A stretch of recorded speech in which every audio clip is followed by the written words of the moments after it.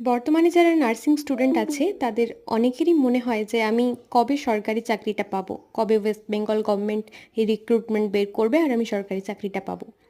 অনেকেই আছে যারা গভর্নমেন্ট হসপিটালে আসে স্কিল ট্রেনিংয়ের জন্য, স্কিল প্র্যাকটিসিংয়ের জন্য। তাদেরও একই বক্তব্য থাকে যে দিদি কবে আপনাদের মতো এরম ব্যাচটা পাবো, কবে আপনাদের মতো এইভাবে ডিউটিটা করব, এই ড্রেসটা পরবো, খুব ইচ্ছে আমাদের।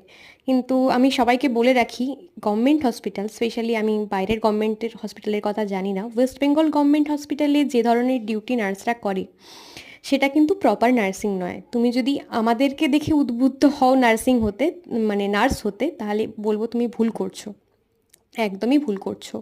আমরা এত শত খাতা এবং এত শত রেকর্ডিং রিপোর্টিং নিয়ে এতটাই ব্যস্ত থাকি যে প্রপার নার্সিং কি আমরা করে উঠতে পারি না।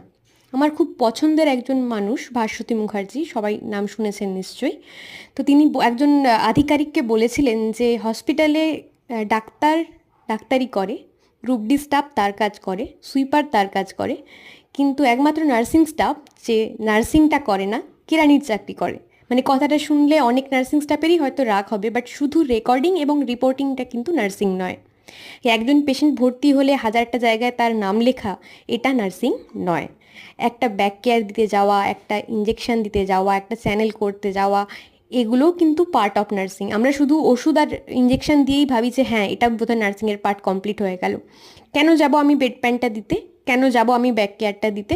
এবং আমাদের ওয়েস্ট বেঙ্গলের স্টাফ পেশেন্ট রেশিও যা, মানে নার্স পেশেন্ট রেশিও যা, তাতে প্র্যাকটিক্যালি এটা সম্ভবও নয়।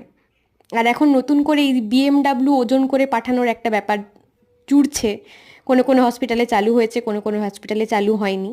এইসবের মাঝখানে যেটা ব্যাহত হচ্ছে সেটা হচ্ছে নার্সিং কেয়ার। আমরা শুধুই লিখে যাচ্ছি একই কথা, বারবার লিখে যাচ্ছি, বহু জায়গায় লিখে যাচ্ছি, লেখা ভুল হলে বকা খাচ্ছি, কিন্তু বকা খাচ্ছি না পেশেন্টের কেয়ারের যে গণ্ডগোলটা হচ্ছে, যে অভাবটা হচ্ছে সেটার জন্য।